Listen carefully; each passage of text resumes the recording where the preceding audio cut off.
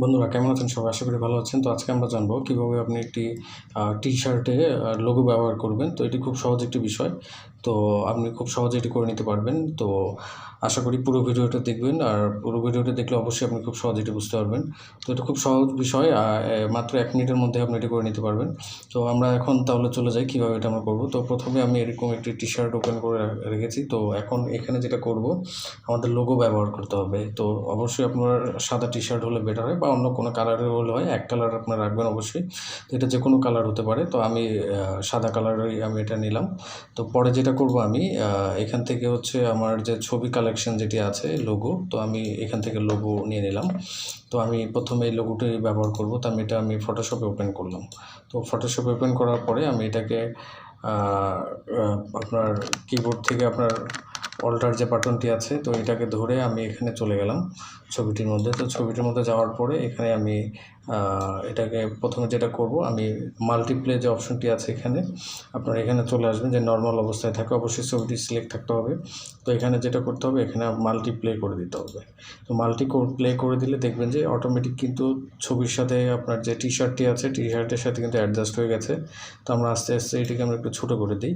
তো ছোটো করার পরে আমাদের খেয়াল রাখতে হবে যে অ্যাডজাস্টের বিষয়টা কতটুকু আপনার ইসের মতো হচ্ছে কিনা, সেটা আপনি একটু দেখে নেবেন। তাহলে এখানে খেয়াল করে দেখুন যে খুব সহজেই কিন্তু মানে আপনার খুব কম সময়ে কিন্তু আপনি টি-শার্টের মধ্যেই আপনি এটা অ্যাডজাস্ট করে নিতে পারবেন। তো আমাদের কিন্তু টি-শার্টে কিন্তু অ্যাডজাস্ট হয়ে গেছে। তো একইভাবে যদি আমি অন্য কোনো লোগো ব্যবহার করতে চাই, তো আমি এটাকে হাইড করে দিলাম। আমি আরেকটা লোগো এখানে ব্যবহার করব। তো আমি এটা কেটে দিলাম। একইভাবে আমি লোগো ব্যবহার যেহেতু করব আরেকটা, তো এটাকে আমি ব্যবহার করব। তো আমি এটা চলে আসলাম আবার ফটোশপে এগেন। তো আসার পরে আমি আবার এটাকে ড্র্যাগ করে নিয়ে যাব অল্টার বাটনটি ধরে কিবোর্ড থেকে।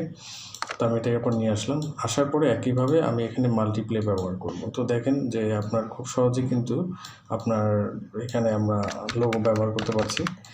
তো এখন একদম সহজ টেকনিক, এটি আপনি খুব সহজে আপনারা করে নিতে পারবেন। তো একইভাবে আমি এটা হাইড করে দিলাম। আমি লাস্ট এটা আমি আরেকটা দেখাই দিচ্ছি যে কীভাবে আপনার এটাই করা, যে কোনো লোগো, যেগুলো সব কিন্তু লোগো। তো আমি আবার একইভাবে এটাকে আমি ওপেন করলাম, করার পরে ফটোশপে গেলাম। যাওয়ার পরে এটাকে আমি অল্টার বাটন ধরে আমি এখানে ছেড়ে দিলাম। দেওয়ার পরে এখানে আমি চলে আসলাম। তো এটা আমি একটু সাইজটা বড় করে নিই। আপনি মাল্টিপ্লে দেওয়ার পরে বড় ছোটো করে নিতে পারবেন। তো আমি এটা মাল্টিপ্লে করে দিয়ে বড় ছোটো করে নিলাম। তো এখন এটা মাল্টিপ্লে হবে এখানে। তো এখন যেটা করবো, এন্টার বাটনে চাপ দিলাম। এটা যদি আপনি একটু জুম করে নিতে চান, নিতে পারেন। যে আপনার পুরো টি-শার্ট জুড়ে যদি আপনি এটাকে চান, তো দেখেন এখানে আপনার টি-শার্টের সাথে কিন্তু আপনার লোগোটি অ্যাডজাস্ট হয়ে গেছে। তো এইভাবে আপনি খুব সহজেই কিন্তু আপনি ফটোশপে আপনার ছবিতে আপনার টি-শার্টের মধ্যে কিন্তু আপনি লোগো ব্যবহার করে নিতে পারবেন। তো এটা খুব সহজ একটি পদ্ধতি। আশা করি আপনাদের ভিডিওটি ভালো লেগেছে। যদি ভিডিওটি ভালো লেগে থাকে অবশ্যই লাইক, কমেন্ট, শেয়ার করবেন এবং সাবস্ক্রাইব করবেন আমাদের চ্যানেলটিকে। তো আজকে এই পর্যন্তই। ভালো থাকবেন। আল্লাহ হাফেজ।